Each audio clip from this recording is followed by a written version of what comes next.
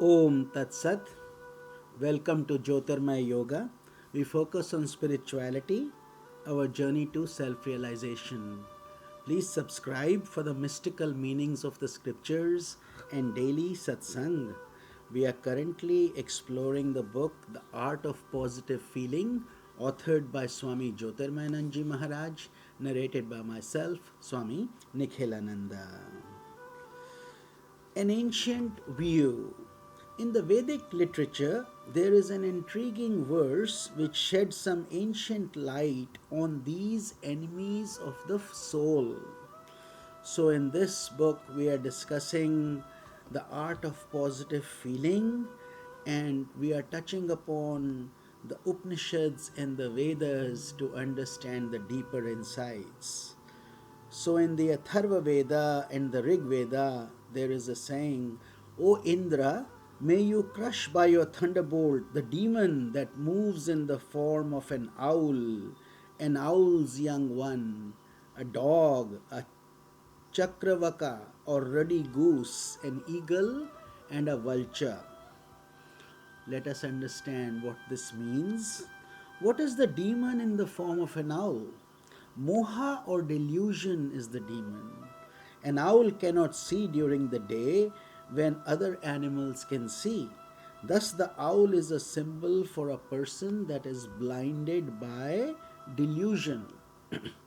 A person overcome by moha can see only within the range of his egoistic feeling, but behind that, he is blind. Beyond that, he doesn't see anything else. What is the demon in the form of an owl's young one? That is jealousy or matsarya.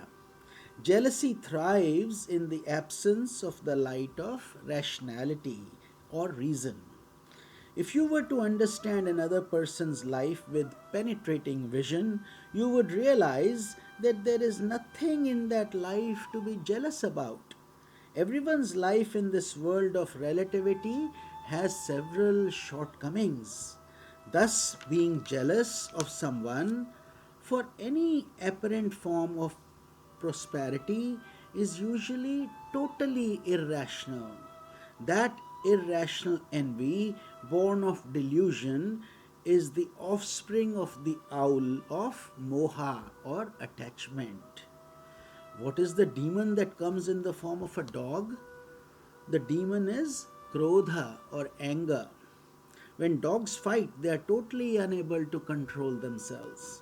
You may teach your dog all types of lessons in training school, but when another dog challenges him for food, for example, he loses his temper completely. The demon that comes in the form of the chakravakra or ruddy goose is kama or desire. This animal is well known for its amorous courtship. The demon that soars in the form of an eagle is mada or egoistic pride.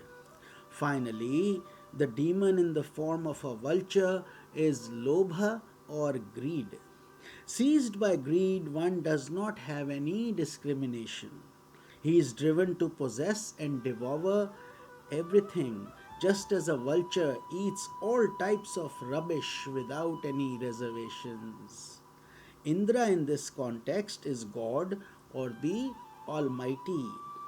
An aspirant seeks the blessings of God for the destruction of all these enemies of the soul. An aspirant must reflect deeply, but with a generous sense of humor, upon this Vedic satire of human weakness. Due to his own shortcomings, does he really want to be uncontrolled as an angry dog, as an amorous goose, and as greedy and undiscriminating as a vulture?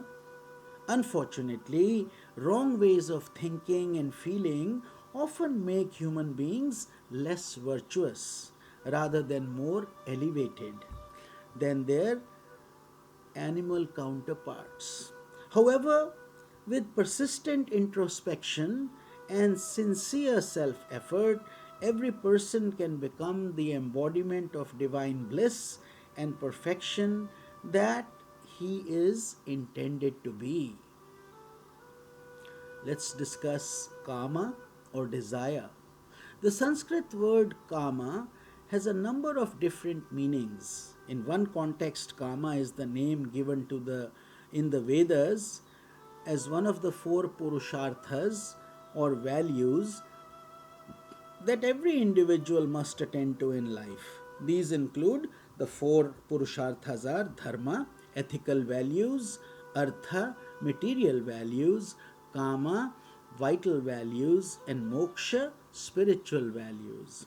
In relation to the purusharthas, kama refers to the desire to establish joyous relationships with family members, friends, and other people around you in society. In an ideal plan of life, one should establish meaningful social relationships, which is kama, and secure material wealth, which is artha, while being ever rooted in dharma, the ethical values of life. One should then use his social and material wealth for intensifying his dharma and for moving towards moksha or liberation. In such an ideal plan of life, the desires involved in kama and artha have a healthy and important role to play.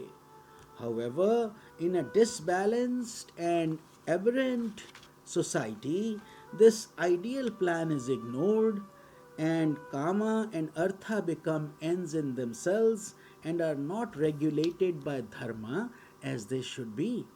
Such unregulated kama and artha eventually generate negative impressions in the unconscious, which lead to increasing stress, grief, and frustration.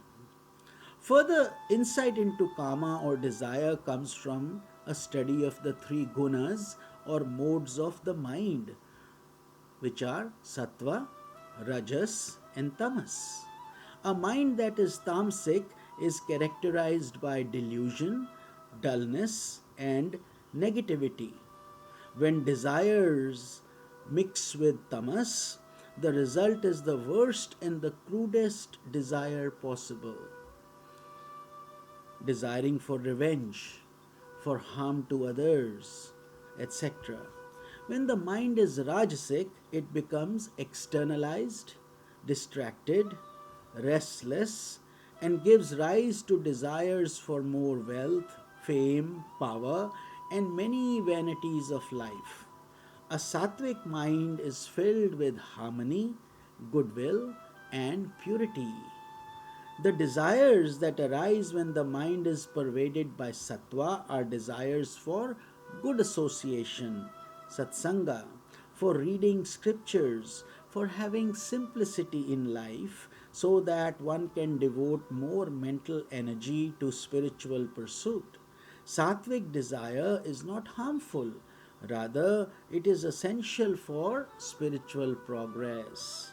Therefore, when we are studying the impurities of the mind and how to remove them, the form of kama that we are targeting is desire, that is opposed to dharma, the basic ethical value of life. Desire in general, which is unduly rajasic and tamasic, and thus opposed to your spiritual movement, and desire in particular, which is referred to as passionate desire. So, with this, we conclude our satsang for today.